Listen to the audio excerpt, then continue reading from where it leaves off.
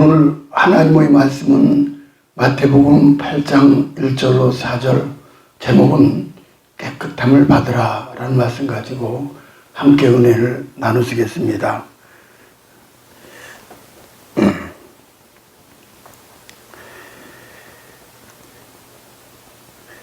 정택이 목사님이라는 분이 계십니다. 아주 상당하게 아주 제 1인자이신 그런 분입니다. 사도 바울이 다메섹 도성에서 예수를 만난 삶의 전환이 일어난 것처럼 정택이 목사님도 신앙의 전환기가 있었다고 합니다. 그것이 바로 어딘가 하니 소록도입니다. 이분이 젊은 시절 신앙의 회의가 들었다고 합니다. 말씀을 읽어도 은혜가 되지 않고 아무리 기도해도 신앙의 회의가 들더랍니다. 그러다 훌쩍 떠나갔던 곳이 바로 소록도 교회였습니다. 수요예배를 드리는 중 통성기도 시간이었는데 누가 뒤에서 그렇게 열심히 기도를 하는데 울며 기도하는데 그 기도가 그렇게 간절하고 가슴을 울리더라는 거예요. 하나님 제게 주신 은혜가 어찌 그리 큰지요. 어찌하면 이런 주님의 은혜를 조금이라도 갚을 수 있겠습니까? 라고 막 울리면서 기도하는 거예요. 무슨 은혜를 받았기에 이렇게 기도하는가 하고 그 기도의 주인공을 너무 궁금해서 뒤를 돌아보았습니다. 보고 깜짝 놀랐어요. 이게 뭐 사람인가 싶을 정도로 흉측한 몰골을 한 문둥이 노인이 앉아 계신 거예요. 문둥이 노인. 해골 같고 얼굴은 이미 형태를 알아볼 수 없을 정도로 일그러져 있고 어디가 눈이도 모를 곳에 그냥 하염없이 눈물을 흘러내렸고 손가락이 떨어져 나간 손으로 연신 눈물을 훔쳐가며 기도를 올리고 있는 겁니다. 목사님이 큰 충격을 받았어요.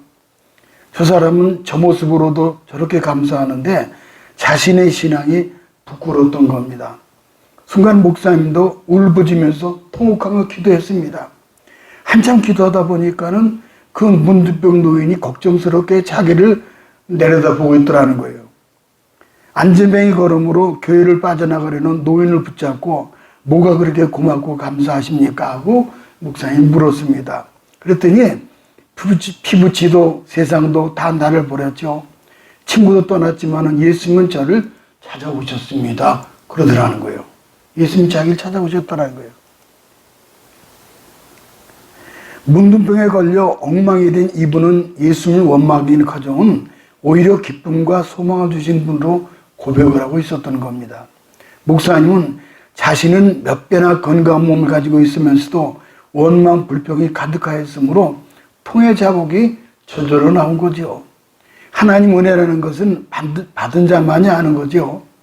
육신의 평가가 아니라 영혼의 문제가 되는 거죠. 시간 속의 문제가 아니라 영혼의 문제입니다. 본문은 산상수훈을 말씀을 마치시고 예수님과 제자들과 함께 산에서 내려오셨습니다. 이제 산상수훈이죠. 그 가르치시는 것이 성경에 보면 권세 있는 자와 같다 그러셨어요. 그 이유는 산 위에서 말씀하신 대로 산 밑에서 그대로 실천하고 사셨기 때문입니다. 그 말씀이 병든 자를 고치시고 죽은 자를 살리고 자연을 지배하는 능력이 나타났기 때문입니다. 특히 8장과 9장에 걸쳐서 그러니까는 마태복음 5, 6, 7장 이 3장은 산상수훈입니다.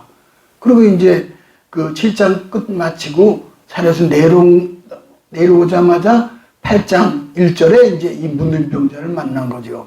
그래서 8장과 9장에 걸쳐서 오늘 읽은 문둥병자를 고치신 첫 기적부터 해서 바다의 광풍을 잠잠케 하시는 기적, 소경의 눈을 뜨게 하는 기적 등 모두 10개의 기적이 차례로 나타납니다. 마치 출애굽 당시 있었던 10가지 재앙을 10가지 축복으로 바꾸는 그런 역할을 이제 볼 수가 있습니다. 모세나 예수님의 모습에서 보듯이 하나님의 능력을 신뢰하시기 바랍니다. 첫 번째, 문둥병자의 배경과 산 아래의 신앙 대전을 살펴볼 필요가 있습니다. 1절을 가볼까요? 예수께서 산에서 내려오시니 수많은 무리가 따르니라. 본문은 수많은 무리 중에 한 이름 없는 사람에게 주목을 합니다. 많은 사람과 한 사람을 대조하는 데서 성경은 이야기를 시작해 나갑니다. 예수님께서 산에서 내려오셨을 때 산 아래에는 수많은 무리가 있었습니다. 그러나 성경은 2절에 등장하는 한 사람의 관심을 갖고 주목하고 있는데 그는 불행하게도 나병 환자입니다. 나병 환자예요. 오늘 이 나병 환자 이야기를 통해서 주님께서 우리에게 들려주시고자 하는 말씀을 듣고자 합니다. 성경 그가 한 나병 환자라는 것 외에는 아무것도 알려주지 않았습니다. 그의 이름, 나이, 출신 동네, 가족사항 등 아무것도 말씀하지 않으셨습니다. 그러나 이런 정보는 사실 무의미합니다. 나병 환자라는 한 가지 사실 앞에서 그 모든 것을 다 잃어버렸기 때문입니다. 이름 대신 나병 환자로 이제 부른 거죠. 그는 가정으로부터 떠나야만 했습니다. 나병이라는 괴물은 그의 과거를 모두 빼앗아 갔습니다. 게다가 그는 하나님께 저주받은 자로 생각되었습니다. 나병으로 번역된 히브리 명사 차리아트라는 말은 그는 매 혹은 징계를 뜻합니다. 그러니까는 즉 나병은 하나님으로부터 매와 징계를 받았다. 그렇게 성경 말씀하죠. 이사야 1장 5절 6절을 가볼까요? 너희가 어찌하여 매를 더 맞으려고 폐역을 거듭하느냐. 온 머리는 병들었고 온 마음은 피곤하였으며 발바닥에서부터 머리까지 성한 곳이 없이 상한 곳과 터진 곳과 새로 맞은 흔적뿐이거늘 그것을 싸매며 기름으로 부드럽게 함을 받지 못하였도다. 그의 치료의 희망은 전무했습니다. 아주 절대 절망이에요. 절대 절망. 레위기 13장 가볼까요? 나병 환자는 옷을 찢고 머리를 풀며 윗입술을 가리고 외치기를 부정하다 부정하다 할 것이요 병이 있는 날 동안은 늘 부정할 것이라. 그가 부정한 적 혼자 살되 진영 밖에서 살지니라. 그러니까 문둥병자는 진영 밖에서 살아야만 합니다. 무리 속에 있으면 안 돼요. 따로 마을에서 떠나가 살아야 합니다. 그런데 그가 어떻게 우리의 시선을 끌게 된 겁니까? 세상에서는 한 사람의 환경과 조건이 그 사람을 결정을 하죠. 왕의 자녀는 출신인으로만으로 왕자님 공주님으로 높아집니다. 부자와 이 자녀는 자신의 노력이 없어도 귀하게 재벌 2세로 대접을 받습니다. 그러나 주님 앞엔 다릅니다. 만약 주님 앞에서도 세상의 기준이 적용된다면 우리 중 대부분 이 자리에조차 초대받지 못했을 것입니다. 주님의 말씀의 능력이 있었던 것은 하나님 아버지에 대한 철저한 신뢰가 있었기 때문입니다. 산상수훈에서 말씀하신 높은 수준의 윤리들은 단순히 어떤 이상적인 인간 세상을 그리면서 하신 말씀이 아닙니다. 그것은 하나님 아버지에 대한 철저한 신뢰와 우리가 천국 백성이 되었다는 자의식으로부터 나오는 그런 윤리들입니다. 산상수훈은 마태복음 5, 6, 7장을 거쳐 나오는데 한마디로 요약하면은 하늘에 계신 너희 아버지의 온전하신 것 같이 너희도 온전하라 이거예요. 산상수훈에 가장 많은 등장하는 단어가 바로 이 아버지라는 단어입니다. 아버지. 헬라어로 파테르라는 말을 쓰는데 무려 18번이나 나옵니다. 하나님에 대한 신뢰를 떠나서는 산상수훈은 이해할 수도 실천할 수도 없습니다. 아버지를 신뢰하는 자에게 하나님 놀라운 능력이 나타나는 거죠. 그래서 예수님이 아버지를 신뢰한 거죠. 주님은 산 아래에서 수많은 기적들을 행하셨습니다. 사실 성경에 보면은 기사와 이적이 일어나 병자가 벌떡벌떡 일어난 것보다 더 큰 기사와 이적의 이야기가 많습니다. 소록도에 있는 교회 가서 예배 드리는 분들은 모두 그곳에서 찌라도라는 섬에 대한 안내를 듣게 된다고 합니다. 찌라도. 그러니까 이곳은 천국과 같은 곳인데 이곳에 가보고 싶습니까? 라고 안내자가 묻는데요. 그러면 방문한 사람들이 궁금해하면서 예하고 대답한다는 거예요. 찌라도가 어딘지. 그러면 인도자 그것을 가려면은 성경의 지도를 따라가야 합니다. 그리고 하박국 3장 17절에서 다 같이 읽읍시다 그러더라는 거예요. 우리도 읽어볼까요? 찌라도를 찾아가려면은 다 같이요. 비록 무화과 나무가 무성치 못하며 포도나무에 열매가 없으며 감람나무에 소출이 없으며 밭에 식물이 없으며 우리의 양이 없으며 외양간에 소가 없을지라도 나는 여호와를 인하여 즐거워하며 나의 구원의 하나님을 인하여 기뻐하리로다. 이게 찌라도 항입니다. 이게 이제 서로 또 가장 큰 항구라고 그래요. 여기서 찌라도는 설옥도를 비유한 겁니다. 아까 그랬잖아요. 외양간에 소가 없을지라도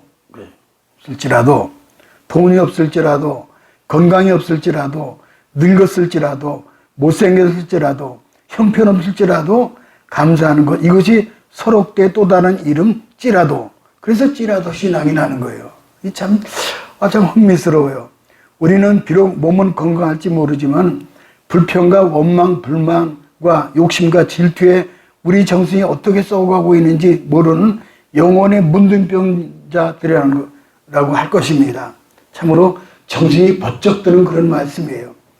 두 번째는 예수님께 나와 절을 했습니다. 누가요? 문둥병자가요. 둘로 나누면은 첫째 예수님께 기꺼이 가까이 접근하다 그랬어요. 2절 상반절 가볼까요? 한 나병 환자가 나와 그랬어요. 여기서 나오다라는 동사는 프로세이르코마이어라는 헬라어로 사용하는 이것은 가까이 접근하다 그예요.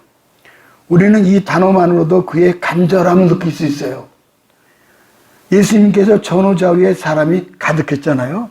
얼마나 가득했어요. 그런데 그는 나병 환자죠. 이 문둥병자는 나병 환자가 마을에 들어오려면은 사람의 접근을 막기 위해서 먼 데서부터 입술을 가리면서 나는 저주받은 나병 환자입니다. 그걸 외쳐야 합니다. 그러면은 돌을 던져서 마을 밖으로 쫓아내곤 합니다. 다시 말씀드려서 나병 환자는 사람들에게 접근할 수가 없습니다. 그런데 어떻게 인파를 뚫고 주님 앞에 나온 것입니까? 그는 오늘 예수님 만나지 못하면 차라리 죽겠다는 일사각오를 가지고 나온 겁니다. 모든 것을 걸고 예수님께 나온 거죠. 우리는 여기서 그의 간절함을 진하게 느낄 수 있어요. 아주 중요한 단어가 여기 간절함입니다. 간절함. 신앙생활에 있어서 간절함이란 결정적으로 중요한 요소가 됩니다. 오늘도 우리가 예배를 드리지만 정말 어떤 문제에 있어서 간절함 가지고 예배를 드릴 때 하나님 만나 주시는 거예요. 시편 42편 1절로 3절을 가볼까요? 하나님이여 사슴이 시냇물을 찾기에 갈급함같이 내 영혼이 주를 찾기에 갈급하나이다. 내 영혼이 하나님과 생존하신 하나님을 갈망하나니 내가 어느 때에 나가서 하나님 앞에 배울 것 사람들이 종일 나더러 하는 말이 네 하나님이 어디 있느냐 하니 내 눈물이 주야로 내 음식이 되었도다. 오늘 우리에게 이러한 간절함, 갈망함이 있어야 합니다. 그런데 그것이 없어요. 눈물에 말랐어요. 갈망이 없어요. 의침이 죽었습니다. 산에 올라가 응답을 받기까지 매달려 기도하느라고 나무 뿌리 뽑았다는 이야기는 전설에 나온 이야기처럼 들립니다. 그러나 잠언 8장 17절도 가볼까요? 그 보면 그랬어요. 나를 사랑하는 자들이 나의 사랑을 입으며 나를 간절히 찾는 자가 나를 만날 것이니라. 캠브리지 대학을 졸업하고 고국 이스라엘로 돌아와 땅의 역사를 바꾼 무시 알라미에사라는 분의 이야기입니다. 고국에 돌아와 보니까는 땅은 풀 한 폭이 없는 황량한 광야였습니다. 물이라고는 찾아볼 수 없었습니다. 따라서 농사나 목축을 할 수 없었죠. 그는 하나님 앞에 간절히 기도를 했습니다. 그때 하나님이 나로 하여금 큰일을 행하게 하옵소서라고 부르짖어 기도. 마치 에레미야 33장 3절의 말씀대로 너는 내게 부르짖으라 내가 응답하겠고 내가 크고 비밀한 일, 은밀한 일을 내게 보이라. 그런 확신이 있어가지고 부르짖어 기도한 거예요. 하나님 나로 하여금 큰 일을 행하게 하옵소서. 은밀한 일을 행하게 하옵소서. 광야 어딘가에 물이 있을 것이라는 믿음이 생겼습니다. 물줄기를 찾는 것이 자신의 일이라고 믿었습니다. 그런데 모든 사람이 다 반대를 하죠. 헛수고지 마시오. 이 지역은 물이 안 나오는 곳이요. 그래도 사막에서 물을 찾기 시작을 했습니다. 한 달이 지나고 넉 달, 5달, 6달이 지났습니다. 어느 날 촉촉하게 젖은 모래를 발견하게 됩니다. 그래서 거기 파고 들어갔습니다. 한참 파들어가 보니까는 거기서 생수가 퐁퐁 솟구쳐 나오는 거예요. 그렇게 물줄기를 15군데를 찾았다는 거예요. 그는 밭을 일구어서 과일, 채소를 생산했습니다. 그것이 바로 키푸츠 협동농장의 효시가 된 거예요. 키푸츠 농장, 협동농장이죠. 이거 보세요. 그게 아무것도 없는 곳인데 땅을 파가지고 15군데나 그 땅을 이제 물이 나와서 이 키푸츠 농장을 만들었어요. 감사하게도 우리나라에도 영향을 미쳐가지고 새마을 운동을 번지게 된 것이 다 여기서 연결이 된 겁니다. 참 감사하죠. 새마을 운동. 보세요. 이것이 간절함에서 나온 거죠. 그러고 보니까는 지금부터 제가 지금 45년 전입니다. 45년 전에 그러니까는 35년 전이래요. 35년 전 제가 중동에 있을 때 이제 한 40년, 35년 전에 중동에 있을 때 이제 40년 전이죠. 그러니까 40년 중동에 있을 때 그때 어떻게 했는가 하니 우리가 이제 현장에 제가 현다이 컨스트럭션은 현대건설에 있었습니다. 이 현장에 나가게 되면은 아침에 별을 보고 나가죠. 밥을 먹고 다 이제 현장으로 투입돼가지고 그런데 그 운동장에 앞에다가 이렇게 태극기를 개양을 합니다. 그럼 전부 다 그 태극기 개양 맞춰서 가슴에 서로 넘고 이제 동해물과 백두산 이걸 불러요. 아니 이게 무슨 그러고 나서 두 번째 하는 게 뭐냐 하면은 국민교육헌장을 합니다. 우리는 민족 중흥의 역사적 사명을 이 땅에 띠고 이 땅에 태어났다. 딱. 그러면요, 인도, 파키스탄, 방글라데시 사람들이 우리를 쳐다봐요. 그뿐이 아니라 일본 사람도 쳐다보고 또 네덜란드 사람도 보면서 야, 저 사람들은 희한한 사람들이다. 저런 사람도 아니냐. 누가 애국가를 부릅니다. 막 부릅니까? 더구나 국민교육헌장을. 그러고 나서 열심히 일을 해요. 우리나라가 지금 경제 10위가 됐잖아요. 앞으로는 더 올라갈 겁니다. 참 그런 열심히 있었고 그런 과거가 있었습니다. 두 번째는 예수님께 예배를 드렸죠. 이 문둥병자가 2절 하반절을 가볼까요? 절하며 이르되 주여 원하시면 저를 깨끗하게 하실 수 있나이다. 나병 환자에게 적용된 단어는 절하며입니다. 절을 했다. 이렇게 번역된 프로스케네오라는 동사는 예배하다라는 의미를 가지고 있습니다. 워십이죠. 워십이라는 것은 가장 가치스러운 것. 이 세상에 비교할 수 없는 것, 가장 가치스러운 것이에요. 워십. 이 사람은 예수님을 주여라고 불렀습니다. 주여. 그리고 나병으로 고통스럽고 초라한 육신을 땅바닥에 던졌습니다. 그의 눈앞에 예수님의 발이 보였을 것입니다. 그는 낮출 수 있는 한 최대한으로 낮추었습니다. 나병 환자가 된 후로 그는 아마 유대 사회에서 가장 낮은 자가 되었을 것입니다. 그러나 그것이 그 사람들이 그를 쓰러뜨리고 억지로 고개를 숙이게 한 것이지 스스로 숙인 것은 아니었습니다. 하지만 그는 예수님 앞에 스스로 엎드린 거예요. 주님, 당신이 아니면 저는 살 수가 없습니다. 주께서 저를 외면하시면 저는 살 수 없습니다라는 그런 뜻입니다. 그에게는 고개를 들을 만한 교만한 작은 조각도 남아있지 않았습니다. 질병과 사람들의 눈총과 멸시로 이미 무너진 그에게 이제는 예수님 앞에 스스로 엎드린 겁니다. 이 사람에 비해 우리는 주님의 은혜가 별로 절박하지 않은 것처럼 우리가 살고 있죠. 기도해도 그렇다는 거예요. 간절하지 않은 이유는 뭔가 하니 교만과 나태함 때문입니다. 하나님 은혜가 아니어도 자신의 힘으로 버틸 수 있다라고 생각했기 때문에 그런 거예요. 그래서 한두 번 기도해보다가 그냥 중단하고 말아요. 특히 이르되 원하시면 저를 깨끗게 하실 수 있나이다. 환자가 원하시면 저를 깨끗게 하실 수 있나이다. 그러니까 공은 저쪽에 넘긴 거예요. 예수님 앞에. 원하시면 그랬어요. 참, 이 문둥병자가 보통 지혜로운 게 아니에요. 원하시면. 그러니 예수님 보실 때 얼마나 가슴이 참 짠하시겠죠. 환자가 문제를 주님께 내려놓은 모습이 매우 인상적이잖아요. 원하시면. 그는 숨기지 않았습니다. 왜 죽기를 각오하고 예수님 앞에 나와서 땅에 얼굴을 대고 엎드리는지 말씀을 드렸습니다. 그러나 그의 말은 단순한 말이 아니었습니다. 그의 말에는 예수님이 향한 믿음이, 열정이, 신뢰가 담겨 있습니다. 주여 원하시면 저를 깨끗게 하실 수 있나이다. 그게 오늘 말씀 제목이에요. 그는 예수님의 능력을 의심하지 않았습니다. 그가 자신의 고칠 수 있음을 의식하지 않은 사실은, 고칠 수 있음을 의심하지 않은 사실은 예수님 주라고 부른 것은 단순히 듣기 좋은 표현이 아닙니다. 예수님이 그의 정말로 주님이시며 구세주, 세비였어요. 자신의 나병을 얼마든지 고칠 능력을 가진 분으로 믿은 거예요. 아까 주라고 하는 것은 로드겐이고 세비어는 구세주는 우리 죄와 사망에서 건져주는 구세주로 얘기한 겁니다. 그리고 이미 능력을 가지신 예수님께 자신을 불쌍히 여기고 받아주기만 하면 자신은 고침받을 것을 믿었습니다. 확신했습니다. 신뢰를 했습니다. 예수님께서 원하시면 자신이 고침받을 것이라고 확신한 거죠. 그동안은 사람들에게 소외당하고 버림받았습니다. 아무도 이 사람이 소원에 귀를 기울이지 않았습니다. 아무도 그의 간절함에 마음을 열지 않았습니다.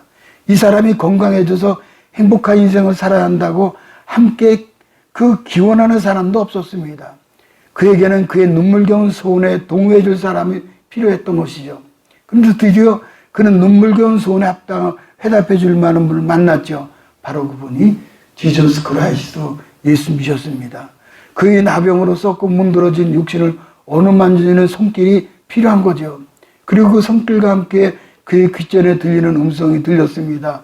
내가 원하노니 깨끗함을 받으라.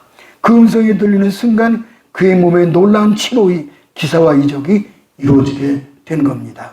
마지막 세 번째, 예수님이 손을 내밀어 깨끗함을 받으라 그렇게 하셨어요. 그 3절을 가볼까요? 예수께서 손을 내밀어 그에게 대시며 이르시되 내가 원하노니 깨끗함을 받으라 하시니 즉시 그의 나병이 깨끗해진지라. 여기서 보면은 나를 고쳐주소서 하지 않고 나를 깨끗하게 하소서라는 말에 더 강조를 두고 있습니다. 물론 문둥병은 피부병이기에 더러운 진물들이 흐르며 피부가 엉망입니다. 그러나 깨끗하게 함을 입게 해달라는 말이 맞죠. 그러나 깨끗함을 입게 해달라는 간구는 육체보다 영혼의 죄의 더러움을 씻어달라는 간구가 더 강한 겁니다. 문둥병 자체가 죄를 뒤집어 쓰고 사는 인간의 모습을 잘 드러내서 그런지 유대인들은 영적인 질병으로 보았던 거죠. 이 문둥병자는 깨끗게 해달라는 간구를 통해서 육신의 질병을 치유함으로써 죄악에서 깨끗하게 되기를 바랐던 거죠. 그러므로 이 깨끗하게 하여 주옵소서라는 간구는 우리에게도 바로 해당이 되는 거죠. 지금 우리 영혼이 얼마나 더럽고 부패해 있습니까? 악한 생각과 살인과 음란과 도적질과 거짓과 분노와 질투와 욕심으로 얼마나 더러워요. 우리야말로 주님 우리가 깨끗하게 되기를 원합니다라고 당부해야 할 그런 사람들입니다. 본문은 가장 밑바닥에 있던 이가 그날 가장 행복한 사람이 된 것을 보여줍니다. 이렇게 인생에 희망이 생긴 겁니다. 가장 외롭던 사람이 따돌림 받은 사람이 다시 사람들 속에서 거하게 된 것을 보여줍니다. 끊어진 관계가 다시 이어져 그들 중 한 사람이 될 수 있었습니다.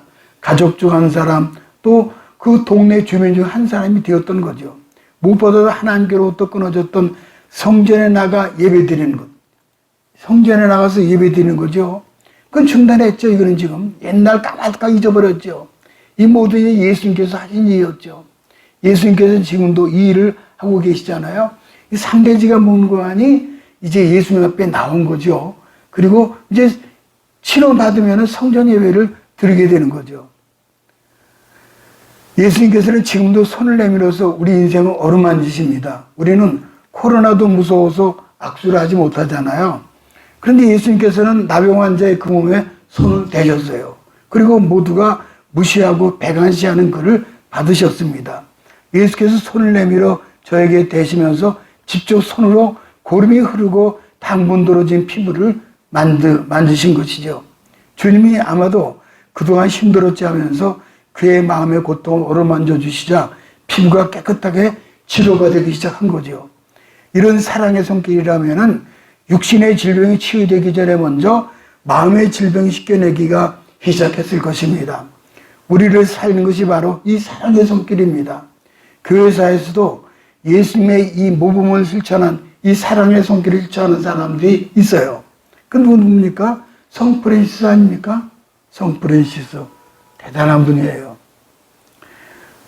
성 프란시스의 진꽃송이라는 그런 책을 보면은 성 프란시스와 그의 수도단은 문둥병자를 자주 돌보았습니다. 그때 어느 성미 고약한 문둥병자가 간호를 잘하지 못한다고 불평을 터뜨렸습니다.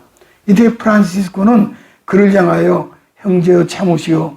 육체의 질병이라는 것은 이 세상에 있는 동안 하나님께서 우리의 영혼을 구원하시려고 내려주시는 것이니 참아 받으면 큰 공로가 될 것입니다. 그렇게 이제 권면을 했습니다. 그런 육신의 문둥병보다 영혼의 문둥병을 더 크게 보았던 겁니다. 그래서 이 사람이 프란치스코를 비웃듯이 그러면 한번 내 몸을 좀 씻겨보시오 하고 빈정댔습니다.